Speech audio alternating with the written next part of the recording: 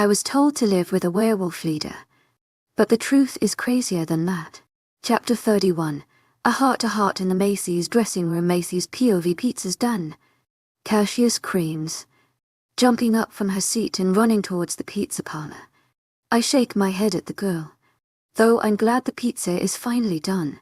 She's been whining about being hungry for the past 10 minutes.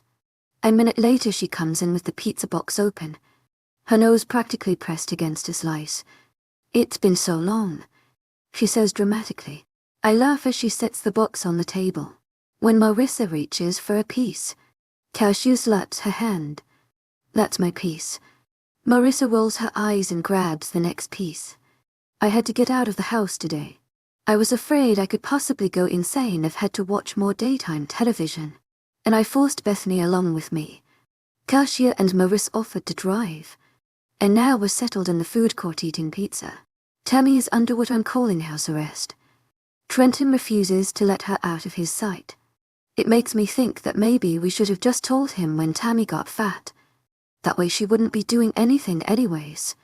He's taking up my skinny, active Tammy time." I grab a piece from the box and take a bite, before turning to Cashier. "So Cashier," I trail off. "Don't." She stops me, already predicting what I'm about to ask. "Come on." I whine.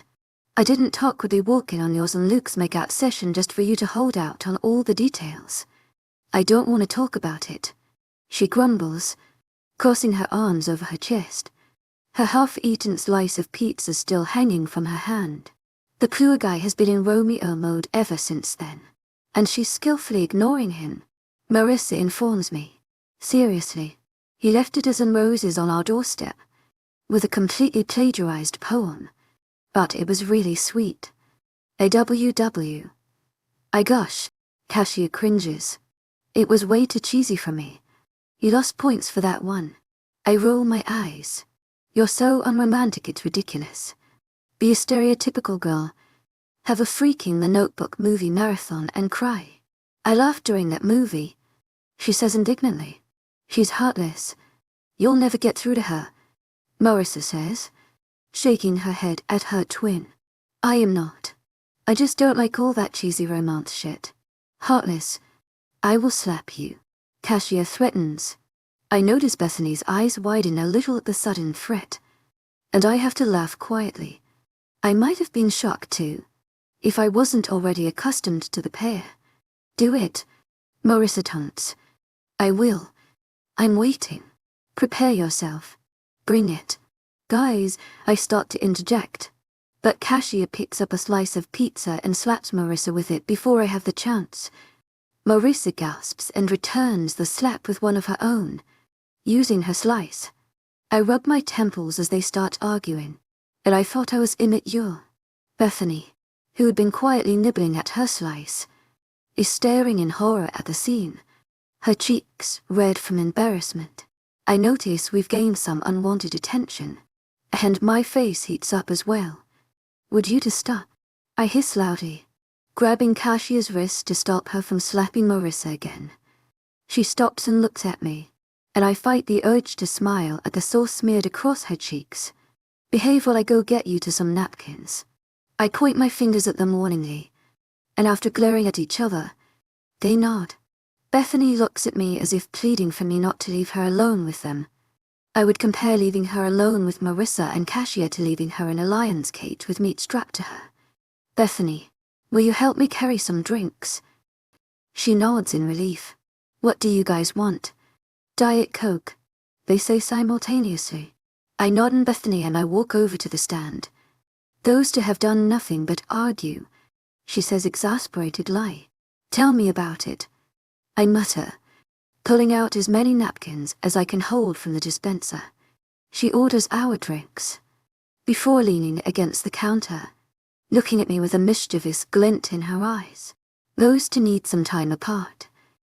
I cock an eyebrow, curious about where she's going with this, and I bet boy Luke would just love to help us out. I have to give it to her. She may be quiet, but that's just because she's hiding devious thoughts. I literally applaud her idea, to which she laughs, and I know just how to get him here. whipping out my phone to call Hunter. Go on and try this. Shoving a pair of jeans into Cassia's hands, before pushing her into the dressing room stall. She looks down at her hands, then back to me with a look that screams, "You're kidding me." "Right." I nod in response, and she groans before shutting the door. "They're here," Bethany whispers. Luke and Hunter step in, and I push a finger to my lips as a signal to be quiet. "They fit." Smiling devilishly. "Yay," she calls out. "Keep them on." I shout, grabbing Luke's arm and preparing to throw him into the stall. Why?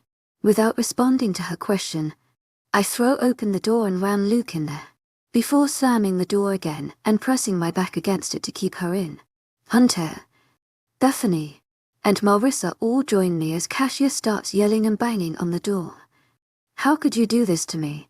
Cassia cries, hitting her fists against the door. "I love you, Cassia. This is for your own good," I shout back. Laughing, she shouts a few more not so polite things at me, before her voice becomes muffled. I assume Luke is attempting to shut her up. "Would you calm down, Cassia?" Luke asks. Her muffled voice becomes louder, and after it goes on for a minute. "Just kiss her already." I guess he heeds my advice because Sue shuts up. We all wait for yelling or something, and when there is none I share a high five with each of them. So that's how we sit for the next 10 and some odd minutes, against the door listening to the on, again off again conversation between Luke and Cassia. Many people pass by and give us peculiar looks, and we just smile like we're not sitting outside a stall holding two people hostage. Those two people are having a heart-to-heart in the Macy's dressing room. Things are starting to look up for the lovely couple, though Cassia is holding on to the last shred of stubborn pride she has. Marissa is there to fill in the blanks for us. She tells us that Luke was always picking on them, making fun of them, and once he spread a vicious rumor about Cassia. That's why Cassia wouldn't accept him, no matter how much he apologized. I've let it go, it was stupid middle school drama. But I think Cassia was more hurt by it was hacked that it was her mate that did that to her. She always had a crush on him. Makes sense, why now? So when he started all that shit it kind of cut her deep. Marissa explains. In a whisper, I shake my head in disappointment. Men, I swear. You can't live with them. You can't live without them. Hunter, please tell me you and Luke are complete opposites. I don't torment people, if that's what you mean, he says lightly. Good, because I would have to kill you, I say with a sweet smile. He rolls his eyes at my empty threat. There's a moment of silence, even in the store, which is only broken by the sound of my ringtone. Caitlin's ringtone, to be exact. I pull my phone out of the pocket of my shorts and answer it. Hello. There's some muffled voices on the other end, before Caitlin comes on. Macy, where are you right now? To my agent extraordinaire, Madeleine Nelben. Heartfelt thanks for your unfailing patience, enthusiasm. Holding Luke and Cassia hostage in a dressing room. We're fixing to leave soon. Why you, Ray, doing what? Wait. Never mind. I don't want to know. Who all is with you? Bethany. To my agent extraordinaire, Madeleine Nelben. Heartfelt thanks for your unfailing patience, enthusiasm. To my agent extraordinaire, Madeleine Nelben. Heartfelt thanks for your unfailing patience, enthusiasm. Luke and Hunter, I reply, a little curious because of his tone. To most, it would seem he's talking ordinarily, but I'm able to detect the hint of uneasiness in his voice. Hunter's there. Let me talk to him, he demands. I'm not going to give him the phone if you're just going to yell or threaten him, I say flatly. It's not that. Just give him the phone. Hesitantly, I hold the phone out to Hunter. I'm not entirely convinced Caitlin isn't going to threaten him to keep his hands off of me, or something. Solely because I've had first-hand experience how Caitlin gets when I'm around Hunter. Or any male for that matter. Hunter raises an eyebrow, to which I shrug. Yeah, he asks. I can't make out what they're saying, but by the look on Hunter's face it isn't exactly pleasant. It isn't the look of Caton threatening him, it's a look that says, I'm all business right now. Got it? He hands the phone back to me. Macy, right now I need you to stay where you are and listen to Hunter. Got it? Caton says. Not what's going on? There's some strident voices in the background. But again, I can't make out what they're saying exactly. It only serves to make me more concerned and desperate to know what's going on at his side of the phone. We'll talk later, he says briefly. Listen to Hunter. Okay. Love you T. I don't get to finish my sentence because he cuts the call. I kind of sit there confounded, with the phone still pressed to my ear and everyone staring at me expectantly. Muttering under my breath, I disconnect and put my phone back in my pocket, before turning on the one person who has answers. What's going on? Nothing. I contact. I point out. And he huffs knowing that I can see right through him and I will not let up until he tells me what's happening. They think someone who doesn't belong is intruding. I have to keep you guys here until I get the okay. Hunter says.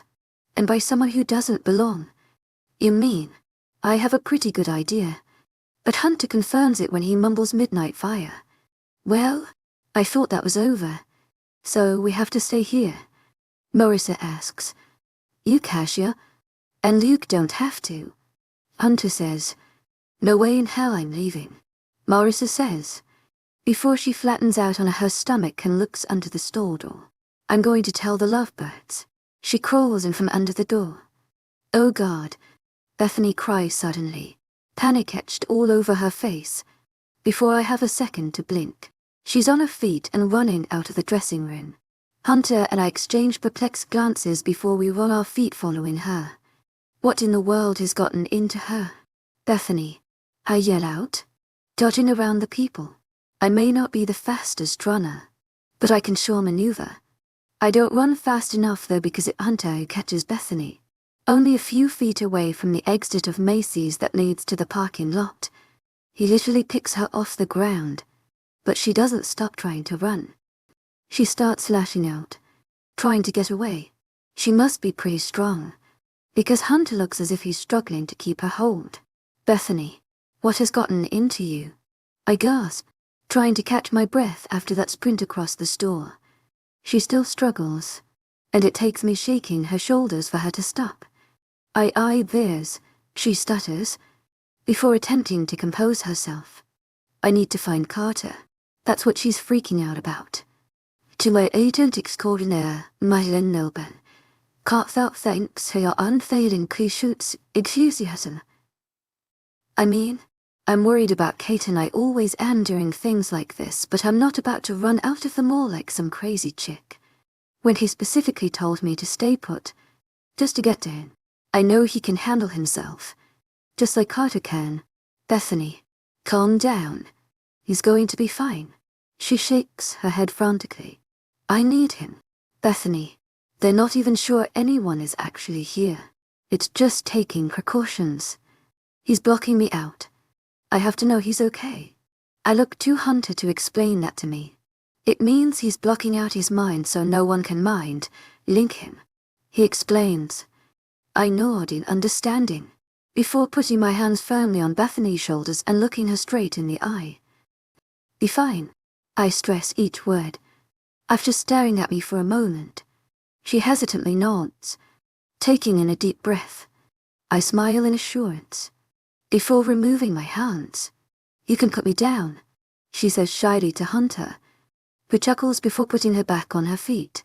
She runs a hand through her light blonde hair before sighing. Sorry about that, she mumbles, looking down at her feet. Oh, the old Bethany is back. Don't worry, I needed my weekly exercise. I joke, which gets a laugh from her and Hunter. To my agent extraordinaire, Lycan Love, heartfelt thanks for your unfailing patience, enthusiasm. Someone calls my name, and all three of us turn to the source. Behind Hunter stands a beaming Lisa, and much to my disappointment, although it's no surprise, Warren. Lisa, I greet, going to give her a hug. What are you doing here? Oh, just shopping, buying some autumn clothes, she says, Before smiling bigger and digging through one of her bags, she pulls out something, and I resist impulse to slap my forehead. And it's funny that I ran into you, because I bought this for you. She holds up a tiny pink dress, complete with matching booties and bib. Now that you two are mated, I expect a grandchild soon. I'm guessing you want a granddaughter, I say a little uncomfortably, accepting the gift from her. To my agent extraordinaire, Madeleine Nilben, heartfelt thanks for your unfailing patience, enthusiasm. The more girls, the better. Right. Well, thank you. It's adorable. No need to thank me. She dismisses. Like my other gift, I expect you to use it soon. But I'm almost positive it comes across as a grimace. She is not going to be happy when she realizes it's going to be at least another 4 years before a baby is even an option. I don't know what it is with werewolves and having kids young. I mean, Tammy isn't even old enough to legally drink and she's having a baby. Granted, I guess it doesn't matter when you're with the one. Warren, always a pleasure. Trying to keep the sarcasm out of my voice, he glares at me, but quickly smothers the look when Lisa glances at him. It's almost disturbing how quickly he switches from a death glare to a look too hospitable for me to be at ease with. Good to see you, he greets curtly. His eyes flick over my shoulder, and he nods in acknowledgement. Hunter. Sir, Hunter greets respectfully. I watch Warren's eyes narrow just a fraction before it's masked by a friendly FA aide. If I didn't know his true personality, it would have been completely convincing. And who's this? He's looking at Bethany. She looks slightly intimidated, and doesn't seem to be replying anytime soon. That's Bethany, Carter's mate, I say in the awkward silence that follows. Warren stares so intensely at Bethany that my eyebrows knit together. Bethany's eyes squeeze shut, and her fists clench at her sides after a moment, leaving the rest of us staring in incomprehension at the two. It's nice to meet you, Bethany, he says after a minute. Something about the way he said her name has my full attention. I can't explain it, it's almost as if he was taunting her. I could be misinterpreting it though, because if I'm honest, I haven't exactly been the most observant person. Bethany opens her eyes, refusing to meet anyone's eyes as she downcasts hers. You too, she says meekly. The air suddenly becomes tense, and I'm not sure if I'm the only one who can sense it or not. Well, we just, going to be heading out. Thanks again, I say hastily, giving Lisa one last squeeze before grabbing both Hunter and Bethany's wrists and towing them away. I can still feel Warren and Lisa's confused eyes on our backs as I drag the two back to the dressing room, where a worried trio awaits us. Where the hell did you guys go? Marissa exclaims. Bathroom, I tried aimlessly, and before she has time to tell me how obvious a lie that was, I notice Cassia and Luke standing together. Not that he has her arm around her or they're hand in hand, but they're pressed against each other side by side. Neither of them is making a move away, so I take that as a mission accomplished. Milkshakes. Anyone. Laughing at the idea of making Luke and Cassia do the cheesy, sharing with 2 stars thing. They all nod, and as we walk to the food court, I'm aware of how Bethany is suddenly so out of kilter. Her expression isn't very happy, in fact. It seems a bit dismal to me. Chapter the Tito kicked out. Macy's POV say it. Caton demands. No, I counter. Say it no. You leave me no choice then.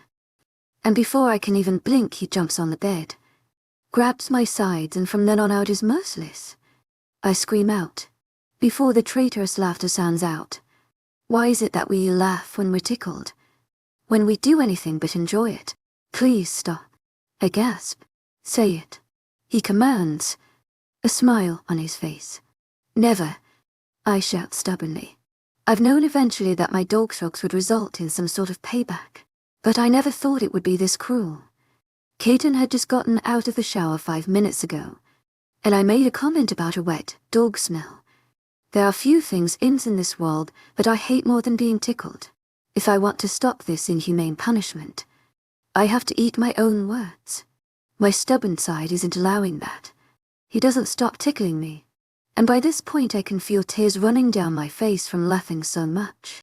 And no doubt my face is flustered, done attractively. I'm squirming underneath him, pathetically begging him to stop. Again, I can't help but laugh. So it isn't helping my case. Say it. He kicks it up a notch. And I crack. This is constitutionally classified as cruel and unusual punishment. Okay, I give in. He stops for a moment, allowing me to catch my breath. He smiles down at me, clearly amused with the situation. I'm sorry.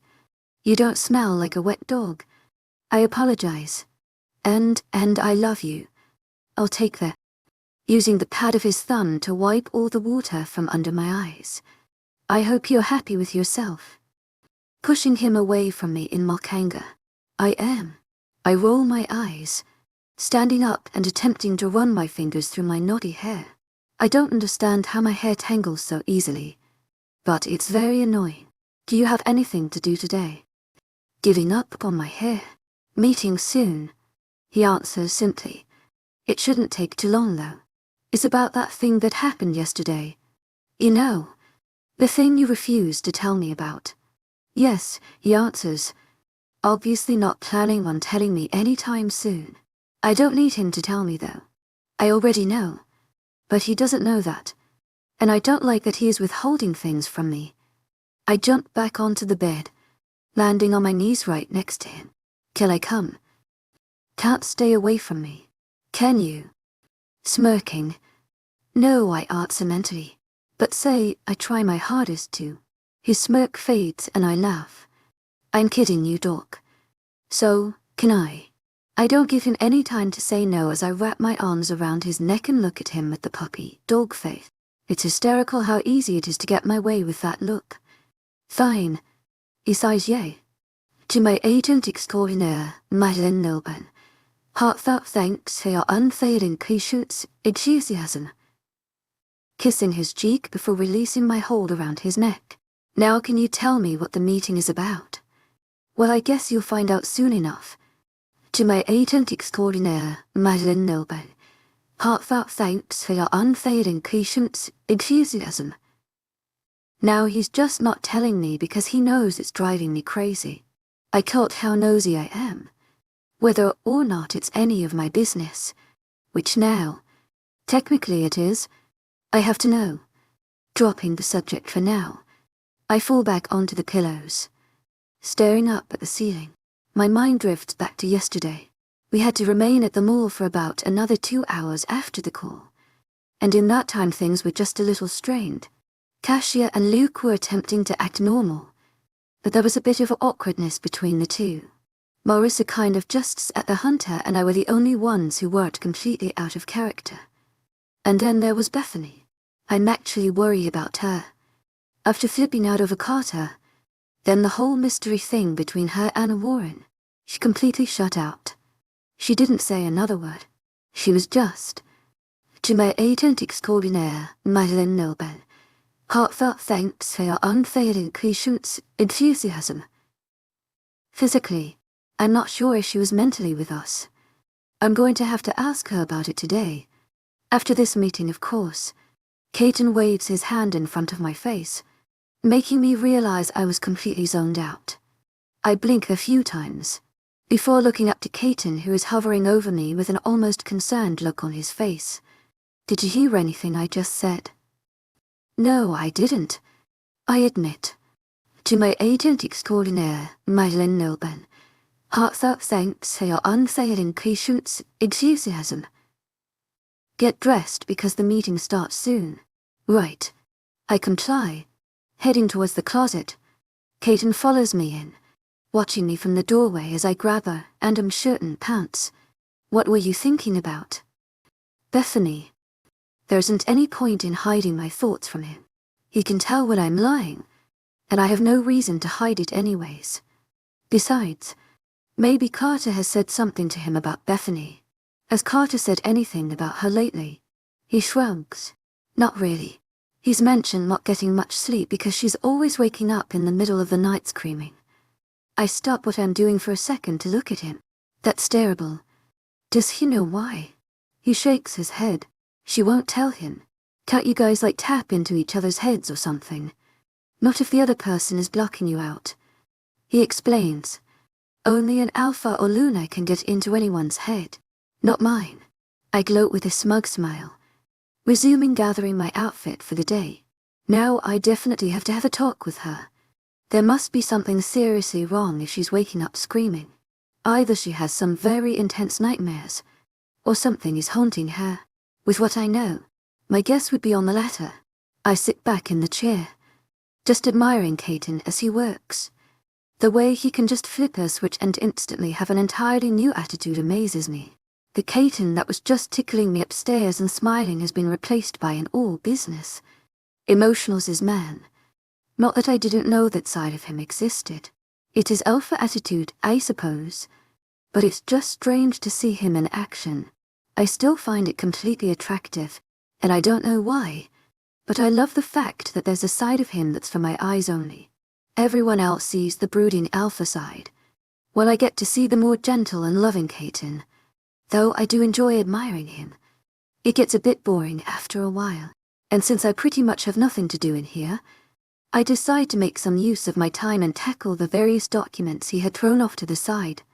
I don't know why I decided that I wanted to join him today. I guess just the idea of being included, and I feel like I should be. And I wouldn't admit it out loud because it would make me sound like a total mushball. But being with Caton was the driving force. Bethany decided to skip out, wanting to catch up on her reading. She's in the living room. Carter, Trenton, and two guys named Drake and Michael all have a map spread out across the desk, looming over it and pointing to different areas. I don't hear what they say, nor do I have the ability to read lips. All I know is that they are discussing Joshua. I didn't hear much of the initial conversation. I just checked out, and then started listening to music. I changed the song on my phone, obstinately humming along as I carefully organized the papers. Finances here, pack members, information there. Reports of stuff I didn't bother to read fun. Soon I feel a tap on my shoulder, and I look up from the file and yank out one of my earpieces. Yes, I asked Caton, who had been the one to tap my shoulder. Thank you for doing this for me. But could you do it without humming? He asked softly, like I would get mad for him asking me to keep quiet. Oh, right.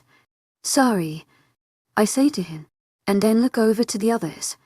It might have been okay if you could actually sing. Cut a jokes. I'd like to hear you try Jelly Bean. I challenge, using his nickname solely because he hates it. His eyes narrow at me, which I mimic. He opens his mouth to retort, but Drake is quick to cut him off. Can we get back to work? Annoyance clear in his voice. I know it's directed to me when he glances my way. Touchy. I stick the earpiece back in my ear and go back to organizing and filing. Caton returns to the others and they start back with the map. Once I have the files organized and alphabetized, I decide the rest of the office could use a nice cleaning. Remind me again why I suggested I be here. If I had known all I would end up doing is cleaning, I would have organized our closet instead, or Bethany and I could have gone out. But no, I went mushy and wanted to be around my dear mate. With all the papers organized, I look for a place to start my new strange need to clean. I swear, I am a bipolar neat freak. If someone else's stuff is messy, I have to clean it. If it's my stuff that's messy, I have no desire to fix it. Against the wall is a large dark wood bookshelf. Only the two bottom rows contain books, while the rest of the shelves house miscellaneous items. On one of the shelves is a family portrait of Caton, Lisa, and Warren. And though I couldn't exactly tell you what Warren looks like when he is happy, I would assume he looks like this. He has his arm around Lisa's shoulders, and his other hand on Caton's shoulder, who looks to be about 7 or so. His adorable smile revealing a missing tooth. Oh, Caton, why haven't I seen this before? You're so cute it isn't even funny. I gush loudly since my headphones are in, not realizing I had interrupted their discussion. I actually see Caton's cheeks tinge the lightest shade of pink as the others chuckle, except for Drake, who pinches the bridge of his nose and huffs in annoyance. Sorry, I mutter sheepishly, putting the picture back in its place. Drake gives me a hard look as the rest return their gaze to the map. To my agent extraordinaire, Lycan Love, heartfelt thanks for your unfailing patience, enthusiasm. So maybe I've been a little disruptive, but there is no need for that look. I turn my gaze away from him and look down at my feet, until I feel his eyes off of me. Decided I can't be disruptive if I'm sitting and doing nothing. I sit in a chair on the outskirts of the huddle, peeking at the map. So they came from this way. Carter points to the left side of the map with a pencil, and draws a line down, and headed in this direction, right towards the center of the territory. I hear Caton mutter, examining the map intensely. I watch in awe, still bewildered at how this man is so different from the one outside of his office. Don't get me wrong, the whole alpha thing is completely hot, but it's weird seeing how quickly he can switch from my sweet and loving mate to a sexy, serious alpha mate. Well, we've been over this already, so you get the point. And what's at the center that Joshua's after? Drake asks, though it's more of a rhetorical question. I catch Caton glance at me, answering the question for himself. Now I've thought long and hard about this whole thing with Joshua, and a few things stick out. First off, Joshua had a huge opportunity to capture me the day I found out about werewolves. If I'm what he's after, why didn't he try and take me? Another thing is that what I've gathered is that Joshua is smart. Smart enough to not just go blindly into another pack's territory when he already knows who or what is there and where they are. It's a given that I'm at Caton's, so if he knows that, why does he keep sending people into search? It does leave a few unanswered questions though. Without thinking, I blurt the first one out. How do you know he's after me? All 5 pairs of eyes snap up to me, looking at me like I've grown a second head. I stop my obsnetsman twisting in the swivel chair I'm currently seated in for a second. Look, I know you don't understand any of this, Drake starts. I'm just saying, maybe Joshua is looking for something else. I interject. Drake shakes his head at me. Just because you want that to be true, doesn't make it true. Joshua is after revenge. And what better revenge is there than an eye for an eye? His mate is gone, and he wants Salva Caton's mate gone too. But Joshua had the chance to take me, and he didn't. I exclaim. He didn't because he knew Caton was close. He couldn't have gotten you out without attack. Drake says, his annoyance with me clear. It causes Caton to give him a warning glance, which he doesn't notice because he is too busy staring me down. I refuse to back down though I do realize he has a viable point. Why would he continue sending people if he knows I'm here? Why isn't he busy planning an attack? If he keeps sending people into the center of the territory, he's most likely gathering information, trying to find easy access, Drake says, practically snarling on the last part. Again, viable point. But, and if you want your arse saved, I would suggest minding your own business and letting us. That is enough. Caton suddenly yells, slamming his hand on the desk and causing me to flinch. I stare at Drake in shock. Eyes widen now the jar. He takes a deep breath as if calming himself, and turns to Caton the same time I do. Man, the male werewolf temperament is ridiculous. Why couldn't everyone have gotten the same temper Trenton has? Drake, I suggest you learn some respect for your Luna. Caton says lowly, and I smile smugly. To my agent extraordinaire, Lycan Love, heartfelt thanks for your unfailing patience, enthusiasm. With all due respect, we're getting nothing done with the constant interruptions. Taking on a more respectful tone, I want to retort, but Michael beats me to it. Maybe Macy should go. This might be a little too intense for her before she's learned all about her position. He chimes in. Drake nods agreement. Caton's eyes flick from Drake. Then Michael, weighing their proposal, before his eyes meet mine, where they soften. Princess, do you think you could sit this one out? I look at him in bewilderment. He's kicking me out. He isn't even going to listen to what I have to say. Maybe Drake did have a few good points, But I think I did too. More importantly, he's siding with Drake, who had practically been trying to set me on fire with his eyes. I look at Drake, who is now the one looking smug, though he tries to hide it. But Macy, Caton says more sternly, just the use of my real name in place of what he usually calls me hurts for some reason. It might not be justified, but I feel betrayed, like he's choosing Drake's presence over mine. I'm sure my face projects my emotions well, because Caton sighs and starts to walk around his desk towards me. Before he can reach me, I get out of my chair and storm out of the room, making sure to slam the door behind me. Childish, sure, but I feel like I could do so much more than just slam a door. I cannot believe that I have just been kicked out of a meeting by my mate Y, because of some rude asshole. Okay, I interrupted a few times, but it wasn't like I put a freaking halt on the whole operation, and it wouldn't have killed them to take a few seconds to see things from my point of view. I stomp into the living room, throwing myself down on the couch like a pouty child. Bethany peers at me from over the top of her book, an eyebrow raised. I'm guessing I missed all the fun. Oh yay, because it was so much fun. I say sarcastically, my tone bitter. She closes her book and lays it on her lap, giving me her undivided attention. What happened?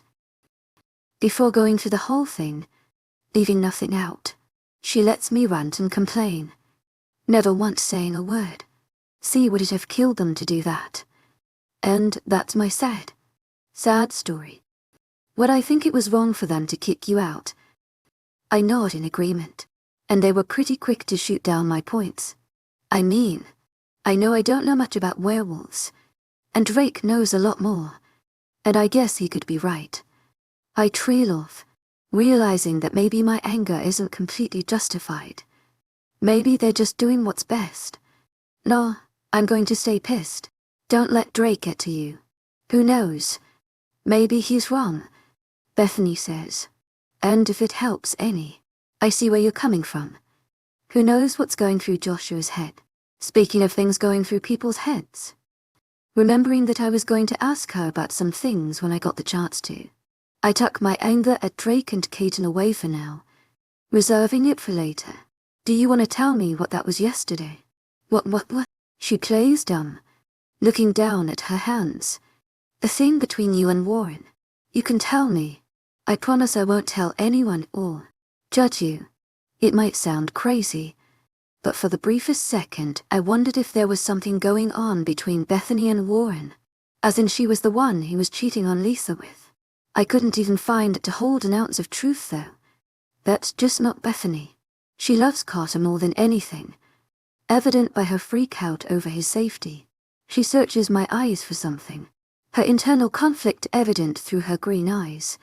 I almost think she's about to shut down again, until she sighs in defeat. Promise you won't mention this to anyone, she says meekly. I nod a bit too eagerly. I can almost hear her gulp before she continues. That was my first run-in with him. I've never met him before, and I had wanted to keep it that way. To my agent extraordinaire, Lycan Love, heartfelt thanks for your unfailing patience, enthusiasm. I wanted to stay away from everyone, but, you know, fate had other plans. She smiles ruefully, pausing and taking a deep breath. When we were there, he was trying to get into my head, and I was trying to block him out. But I couldn't. Wait, I thought only alphas and lunars could do that. I interrupt, yes. He's the former alpha though.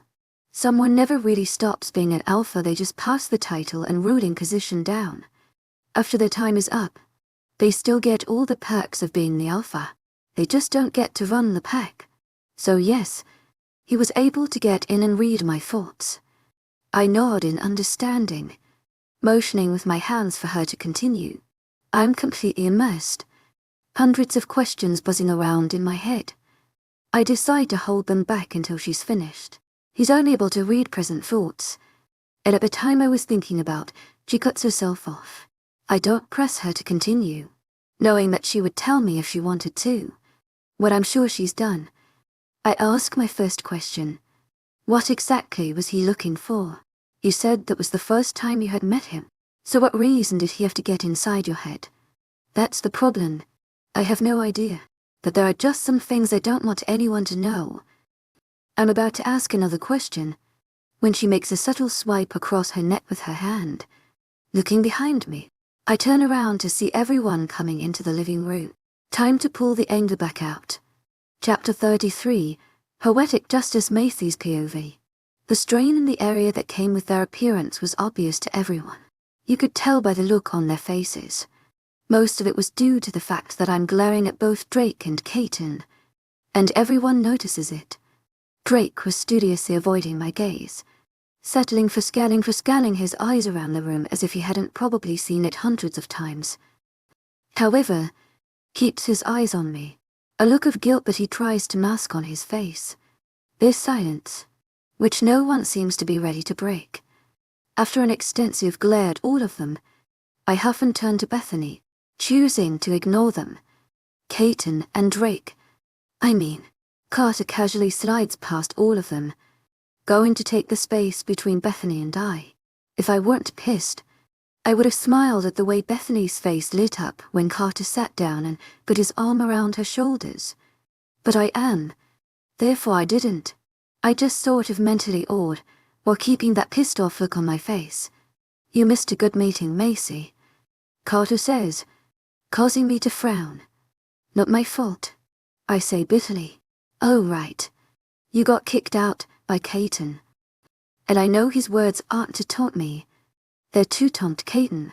What a lovely best friend. Provoking me so I'll go off. Because that's exactly what I want to do. Such a shame. He smirks in Caton's direction. And I grit my teeth in anger when Caton has no response. I don't know. An apology or something would have been nice. Maybe even a reasonable explanation would suffice. But no. Caton doesn't say a word, which to me means he must not have even slight remorse for kicking me out. Okay, I think it's time for you all to leave, I say finally, facing them. Michael and Trenton start to leave right as I say, but Drake stays put. You too. I dare him to say something with my eyes, and he looks to Caton. I scoff internally. If Caton even thinks about telling Drake to stay, I will enlist Carter and Bethany to kick both of their asses. It won't be necessary though, because Caton nods in dismissal. And you, I say to Carter, who is watching with amusement. No way. I'm not missing this, he says excitedly, ready to watch whatever he thinks is about to go down. I don't try arguing with him, because I know he's almost impossible. So instead, I look to Bethany, who nods in understanding. Come on, you big dork, she says, before grabbing onto his ear and pulling him up from the couch. Oh, he whines, but Bethany keeps her hold on his ear as she pulls him out of the living room. Good luck, man, he shouts to Caton before I hear the door shut. That leaves Caton and I alone. Are you going to say something or not? I demand. What's to say? He shrugs carefree, starting towards me. Everything's been taken care of. I sidestep out of his way when he attempts to touch me. To my agent extraordinaire, Lycan Love, heartfelt thanks for your unfading patience, enthusiasm. I wouldn't know. Running his fingers through his hair when I move out of his reach once again. Look, are we really going to argue over this? No, we're going to have a discussion over why you kicked me out. But the way my voice is rising is in no way implying we're about to have a discussion. It wasn't like that. I just thought it would be best for you to sit it out. I don't want you worrying over all of that when it's taken care of, he says calmly, a polar opposite how I'm feeling right now. It wasn't like that. To my agent extraordinaire, Lycan Love, heartfelt thanks for your unfailing patience, enthusiasm. It was exactly like that. And obviously it isn't taken care of, otherwise you wouldn't be having that meeting in the first place. I went. I don't need you deciding what I can. Believe me, I would have been just fine. You're being unreasonable. Unreasonable, my ass. I have every right to be pissed off, Caton. And you know it. All I was trying to do was state a few simple points. You wouldn't even give me a chance to explain. You automatically took Drake's side. By this point, I'm yelling. I'm not arguing over this, he says with a tone of finality. We are having a discussion. I yell at his back as he walks to the kitchen. To my agent extraordinaire, Madame Noble. Heartfelt thanks for your unfailing patience, enthusiasm. Now I'm just picking a fight. But I can't help it. Again. He isn't listening to me. Does he not understand that that's the reason I'm so mad? I could care less that he actually kicked me out. Although I'm not happy with it. All I care about is the fact that no one bothered to listen to me, or even consider what I had to say. They were fast to shoot down my ideas. I know I don't know a lot about any of this, and my limited knowledge on tactics and such is all from watching TV, but that doesn't mean I can't make point. I guess I'm more hurt than anything. I'm supposed to be Luna. Right. Alpha female.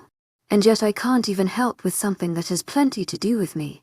Furthermore, all Drake got was a slap on the wrist after blatantly disrespecting me. He had no reason to be like that. And the fact that Kaiten watched it happen and I was the one who had to leave might as well have just been a clear sign that no one is going to take me seriously. So that's it. You're not going to apologize. Keeping my voice lower than before. But the anger seeping through isn't the least bit stifled. I don't have anything to be sorry for. I'd admit that it could have been handled better. But I'm not sorry for it. We got everything we needed to do done. Oh, I'm sorry I was such a distraction. I cut him off harshly. And just by that simple sound, I can tell he's starting to lose his patience. Still, he doesn't bother turning around as he continues scavenging through the cabinets. Do you want anything specific for dinner? He changes the subject. That's when I realize that nothing I say is going to faze him. But he's completely set in his decision. No, he isn't sorry, nor am I going to get semblance of an apology. I don't expect him to get on one knee and beg for forgiveness. But looking at me and saying, isn't much to ask for. I guess I shouldn't have expected that though. It takes a lot to get him to apologize for something. I've learned that from experience. Don't bother. I'm going to bed. He looks at the clock hanging on the wall. Then back to me. It's only 5:30. Well, I don't want to distract you while you're eating. I gripe. You might kick me out of the kitchen.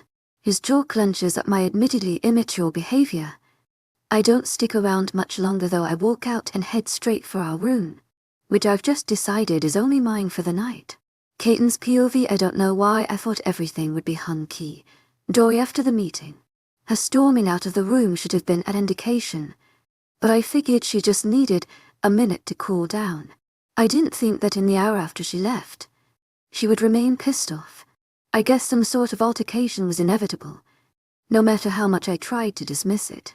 Besides, there wasn't much to argue over. It's over with. At least, in my mind it is. When I hear the bedroom door slam from upstairs, I know she thinks it's far from over. I don't like when she's upset, especially when it's with me. I get what she's saying. I could have listened to her. As much as I wanted to listen and consider her points, I couldn't. I have to assume the worst. And the worst is that Joshua is after her. If I think anything else, I could be risking giving him the perfect chance to get to her. I'm not going to let that happen. And on the issue of Drake, believe me, it would have been him gone if he wasn't so crucial to the meeting. Drake is my best tracker, and he's been on this case since the beginning. It was better to just get her out. That way we could get this done, and I wouldn't end up knocking Drake out for the way he was talking to her. Abandoning trying to find something to eat, I slammed the cabinet shut and decided it'd be best to go explain it to her. Hopefully she can see the light. I knock on the door after unsuccessfully trying to open it. She's locked me out, and judging by the limited motion on the other side of the door, she isn't going to let me in any time soon. Macy, open the door and let me explain.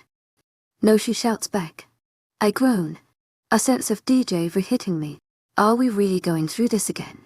It's like we're going in circles sometimes. I swear. Right now, for example, we're right back to her locking herself inside rooms, and to me trying to get in. She doesn't respond, so I start knocking again. I'm not going as far as breaking the door down. That was a more desperate course of action. Macy, seriously, just let me talk to you about this. I can hear her getting up and moving around the room, and for a second I assume she's finally going to let me in. That is, until she throws open the door, looking like she has no intention of letting me in. I don't think there's anything else to say. You wanted a discussion, so here it is. No, I don't want to listen. I see what she's getting at by now, and I can almost predict what's about to happen next. She bends behind the door to grab something, and before I can question it, she throws a pillow and blanket down by my feet. Consider yourself kicked out, and don't even bother going into another room. Sleep on the couch. Then, she slams the door in my face. Macy's POV. As I slam the door in his face, I start to feel bad. Not enough to take back my actions, but enough to make me stop for a second. If I'm honest, I feel somewhat proud for that one. That's poetic justice for you. Anyways, it's not as if it was the bitch-est move in the world. Plenty of women have done it before. And besides, our couch is actually quite comfortable, so it's not all that bad. I expect him to throw a fit or something, but when I press my ear up against the door, I'm surprised to only hear him mutter a few curses before walking away. Sitting on the edge of the bed, I look around the room. Now that I'm locked in here and hours away from being tired, I need something to do. Besides the TV mounted on the wall, there isn't much to do.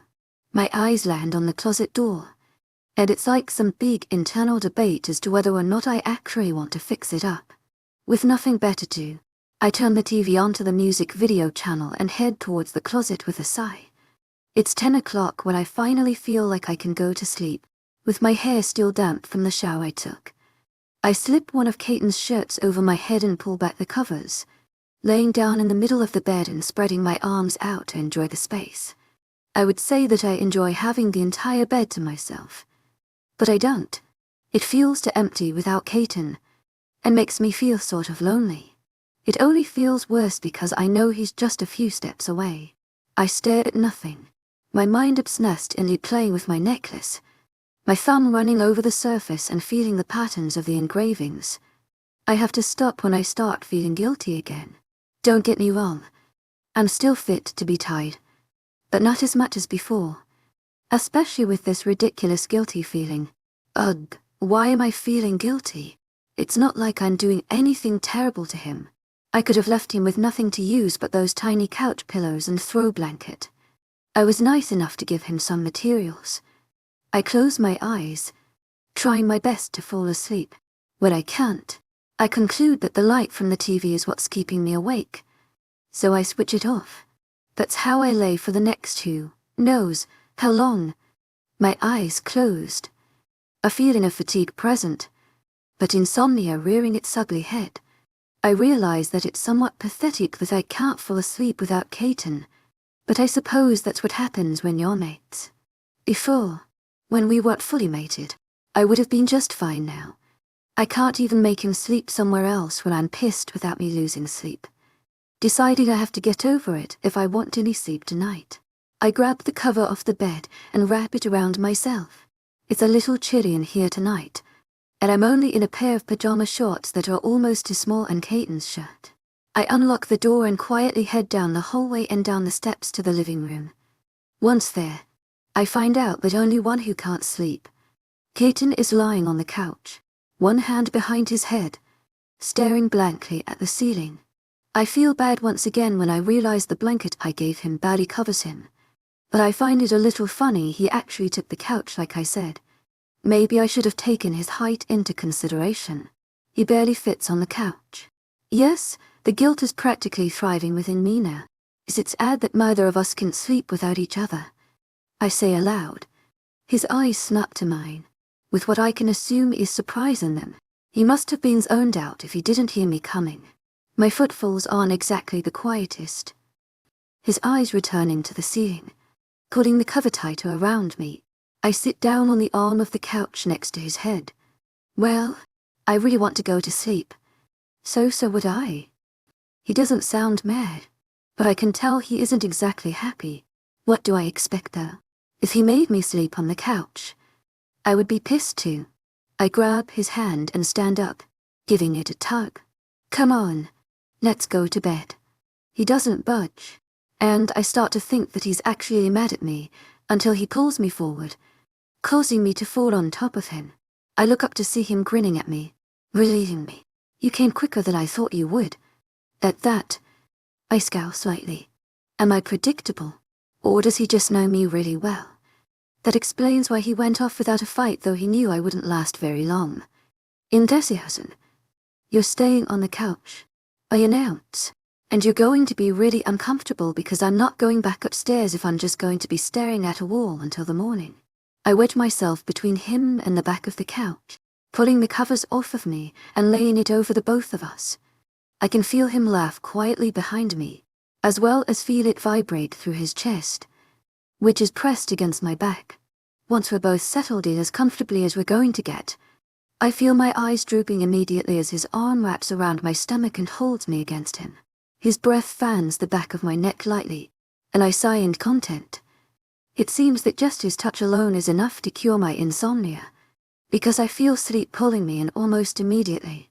I'm sorry about today. Caden speaks softly, his fingers tracing patterns on the part of my stomach that's exposed from his shirt riding up. I smile lazily and press myself against him more. Yawning. I'll let you know if I'll accept your apology tomorrow. I murmur, not letting him know that I've already forgiven him. Before I know it, I'm asleep in his arms. I wake up with the sun shining brightly through the window. Enthusiasm, in bed. Caden is gone, but by the way his side of the bed is roosed up, I know he carried me up and stayed.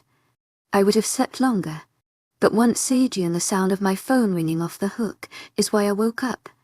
And unfortunately, it isn't Caden's ringtone. I grab my phone from the nightstand and answer it without checking the caller ID. Hello. I grumble into the phone. To my agent extraordinaire, Madeline Milburn. Heartfelt thanks for your unfailing patience, enthusiasm. Trina squeals. It's about time. I've been calling you for the past 30 minutes. Trina, why? I pull the phone back and check the ID, realizing that she is calling from my mom's phone. My eyes widen in something close to fear. Dad must have taken Trina home last night. During the summer, he always brings us home 1 week before school starts. This year, however, I'm not accompanying her, and something tells me Dad didn't come up with a viable excuse, which can only mean Trina, who has no idea what's going on, told her what she knew. This should be good. Macy Elizabeth, you have a lot of explaining to do. My mother says from the other end. Well, shit. Chapter 34. The inevitable phone call. Macy's POV. Oh, the inevitable phone call from Mum. I knew it was coming, and I knew I would probably regret putting it off for so long. I should have at least used that time to come up with a decent lie, but instead, I'm completely clueless as to what I'm going to say. Anything but the truth, preferably. In this moment, I have 2 options, and about 2 seconds to decide which I'm going to go with. I could hang up on my mother something that seemed like it would solve the problem for the moment, but would make things that much more complicated in the long run. My mother is a force to be reckoned with. I wouldn't be surprised if I hung up and she came all the way down here just to snatch me up and beat some sense into me. Something tells me she would be the only human that would make it past all these werewolves. If she's pissed off enough. Then my other option is to just put on my big girl panties and face the music. Which also means coming up with an explanation as to why my little sister saw a stranger carry me away and put me in his car. I was leaning more towards the first option. But I didn't get to make the decision because Mom launched right in. Trina told me you decided to move in with some boy you started dating. Are you insane? You don't move in with someone you've known for a couple months, especially when you're due to start college soon. Need I remind you the semester begins in 2 weeks? I sat there for a second in complete silence, shocked at what I had just heard. That is certainly not what I expected Trina to tell her. But hey, it is the perfect scapegoat, so I'm going to go with it. No matter how utterly lost I am. No, I know. And no, I'm not insane. Yes, I did decide to move in with him. But before you explode, let me explain. I say in a rush, not leaving her any time to interrupt. I know you think this is really stupid. That you know me, Mom. If I didn't think this was a good idea, I wouldn't have done it. I love him and he loves me. And things are going great. I pause to take a breath and give my mother a chance to speak. All I hear from the other end is silence. So I continue, not knowing if her silence is a good sign or not. And I know you might be thinking that I'm doing something really stupid. But I'm not. Are you sure about this? She interrupts me. Are you sure that you love someone enough to move in with them? Yes, I'm absolutely sure. I reply with confidence and without any hesitation. I hear her sigh from the other end. How old is he? 21. I prepare myself to answer all her questions, because I know this is about to turn into some kind of interview. But hey, if it works in my favor, then I'm all for it. Does he have a criminal record? No. Has your dad met him? Yet, got his stamp of approval? Does he have a stable job? And does he make good money? Mom, I'm sitting in a mansion right now. Speaking of sitting in a mansion, there is some food sitting in the kitchen that I could really use right about now. Throwing off the covers, I step out of bed as Mom asks her next question. What's his job? Mafia leader. I let slip before I can even think twice. I mean, what was I supposed to say? He's the alpha of a werewolf pack, Mom. No, I have to play this safe. And as well as I'm doing, telling her that will assure me a spot in her car. Being forcibly dragged away from this house and into a mental facility. And you can't blame me that that's the first thing that came to mind. The memory is still fresh. To my agent extraordinaire, Lycan Love. Heartfelt thanks for your unfailing patience, enthusiasm. Just kidding. T, that's our inside joke. He runs a family-owned business. I quickly correct myself, hoping that my dumb screw-up will be overlooked. I let out a breath of relief when I hear her mutter something about her, trying to understand the mindset of my generation. Now, would you like to know his blood too? And this isn't because you're pregnant or anything. Right. She continues, disregarding my sarcasm. Right. I verify. Again, there's a pause on the line, and I prepare myself to jump into an argument that I guess I can learn to live with it. She sighs, almost as if it pains her to say it.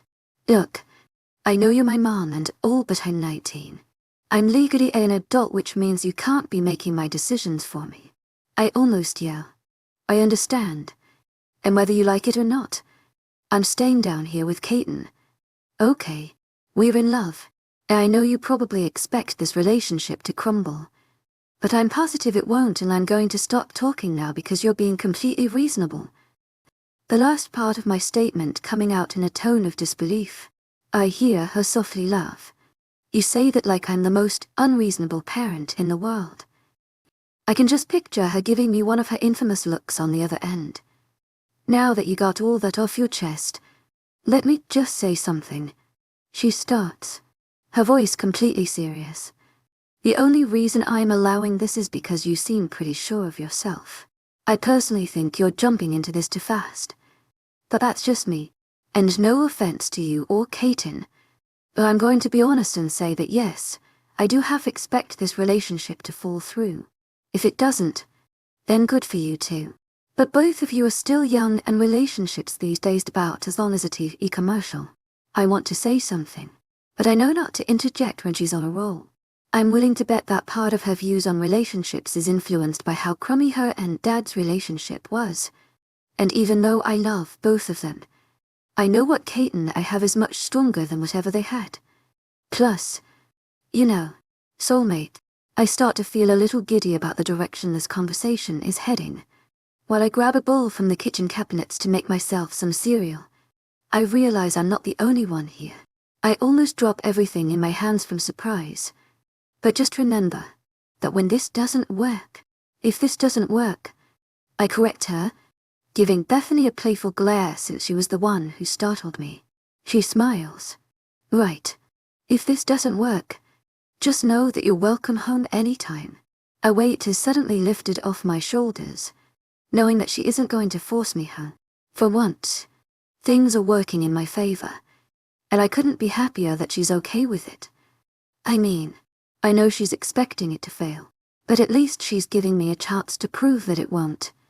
And better yet, she didn't blow up and disown me like I had expected. I feel so much better without that to worry about.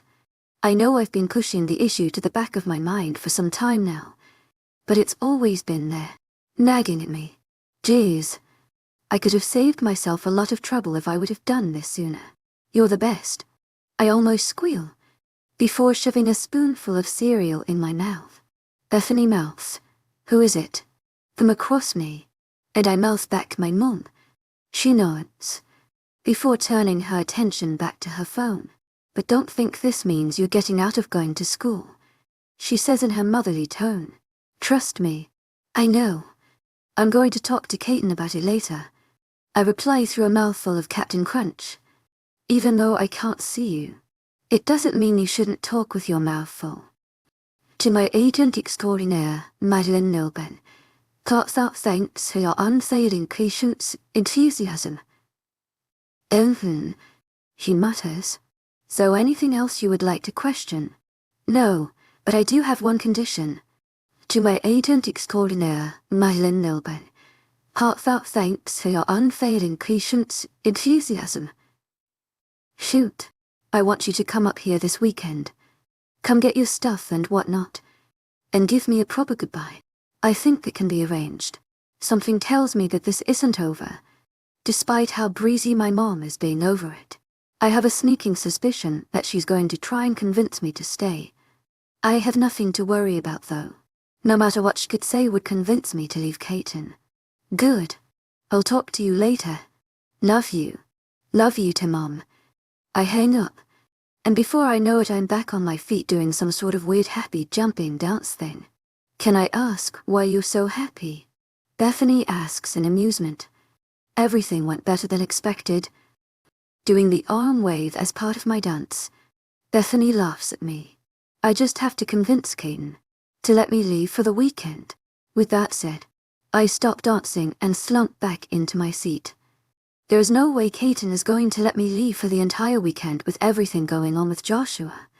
And he can't come with me because his alpha duties are a 24/7 thing. I probably should have thought of that before agreeing to come up. I'm sure he won't mind. I give her a flat look, to which she bites her lip. That much. We'll just see. Somewhere around 7 o'clock is when Kaiten and Carter finally get home. The first thing I do is jump into Kaiten's arm, a big grin on my face. First step. To my agent extraordinaire, Lycan Love, heartfelt thanks for your unfailing patience, enthusiasm. Is to butter him up. To my agent extraordinaire, Lycan Love, heartfelt thanks for your unfailing patience, enthusiasm. I'm still happy about today's events. I missed you, I say as he wraps his arms around me, stumbling a step back from my sudden attack. I miss you too. I press my lips to his quickly, before planting my feet back on the ground and pulling away from his lips, smiling vibrantly. I can tell from his expression he's a little confused by my actions, but isn't going to question me. "I'm guessing you had a good day." I mumble.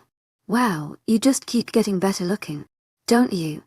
And your eyes are just so pretty," I add, trying to lay it on thick. Maybe it's overkill, but oh well. His eyebrows crease at my random comment, but again he doesn't question it. "Anyways, my mom called today." I started. I could hear the anticipation dripping in his voice. Smiling, I sit back down on the couch, putting myself next to Bethany, who made herself comfortable leaning against Carter. She's trying not to smile, since I've already informed her of my plan. Well, everything went well. Amazingly. To my agent extraordinaire, Lycan Love, heartfelt thanks for your unfailing patience, enthusiasm. Trina had told her that I just decided to move in with you after dating you for a while instead of, you kidnapping me. Kidnapping. Bethany chimes in. Long story, I say briefly to her, before turning back to Caton. Anyways, I don't know if she lied for me or not, but it worked out well. You are so welcome, Carter says. He smiles smugly, tapping the side of his head. I planned ahead, and like some people, he shoots Caton a pointed look, and told her that Caton was your boyfriend and we were playing a prank on you. I don't think I've ever really appreciated Carter until this moment. That explains why she let me be taken so easily, and went to Mark and Franz without so much as a protest. The little snot loves nothing more than a good prank, especially when it's on her older sister. And coming from the mouth of a hot guy probably helped too. As thankful as I am, it isn't in mine and Carter's relationship to share please and thank yous and such, so I settle for a high five and a you rock. At least someone was thinking straight that day. Caton rolls his eyes at my statement, which brings me to the last part of our conversation. I motion for him to sit down next to me, and when he does, I wrap my arms around him from the side and rest my chin on his shoulder, batting my eyelashes and smiling. Have I ever told you that you have the most amazing ears? I don't. Yay, I'm not even going to ask. Looking at me with a strange look. And you're so smart. And funny. And strong. I continue. At this point, I think he realizes I want something by the way his eyes narrow suspiciously. I continue on anyways. And I forgot to mention that I totally forgive you for yesterday. I mean, who can stay mad at this face? I squeeze his cheeks together, laughing. I certainly can't. "Während extraordinaire, Madeleine Noble. Heartfelt thanks for your unfailing patience, enthusiasm." This is getting disturbing. Pulling my hand off his face. What do you want? Me want something. I say in disbelief. Can't I just speak the God-honest truth about my amazing, wonderful, perfect? Not like that. What do you want and how much is it going to cost me? I am offended that you would insinuate such things. He just gives me a look, and what I get from it is seriously, what do you want? Well, you see, the thing is, Mommy, Dearest wants me to come up and stay for the weekend, get my stuff and see her before I officially move 5 hours away. And I know you have packed duties, so I can go by myself. You're not going by yourself, he interrupts. But you can't come with me, I point out. Then I guess you're staying. I internally groan at the oncoming argument. Why can't I just go? I whine. Because being by yourself is dangerous. Knocking me off guard for a split second. I haven't forgotten about that. Believe me, but I'm still honestly a little ambivalent about whether or not it has anything to do with me. I haven't thought about it much since yesterday, but that's because I'm afraid I might convince myself that he's after me. The evidence to support it is certainly there, and the fact that everyone else seems to think so only adds to it. However, I don't want to believe it. "Während extraordinaire, Madeleine Noble. Heartfelt thanks for your unfailing patience, enthusiasm." I'm going to block the issue out of my mind. I'm not sure this is the wisest thing to do, however. It seems a better idea than torturing myself over it. It takes me a minute to respond to him, because I know how stressed he is over this thing. He's really worried about me, which I completely understand. If some psycho were after him, I would be locking him in an underground bunker until it was safe to come out. Just as I'm about to respond, Bethany puts her hand on my shoulder. I'll go with her, she offers. Silence. I don't know what Carter and Caton think about that, but I know I'm a little shocked. She's usually connected to Carter at the hip every second they're together, and the fact that she's offering to willingly be away from him for 2 days is a bit shocking to me. I don't think so. This time, Carter speaks, shaking off the surprise. I jump in. Why not? This is perfect. We're going to be 5 hours away, and you guys can focus on the issue with Joshua without worrying about us for a few days. It sounds like a good idea to me, and judging by the unsure look on both the guys' faces, they're starting to see my point, but still don't want us going, and it would be nice to get out. Have a girls' trip, Bethany adds. She looks to Carter and says, I think it would be really helpful to get away and clear my head. Well, I have no idea what that means. Carter must, because he caves in almost instantly. Then all eyes are trained on Caton, waiting for his okay. After a few seconds of me pleading with my eyes and putting off the best puppy dog look I could, he finally caves, closing his eyes and rubbing his temple with his finger like he's fighting an oncoming headache. Oh yay, road trip.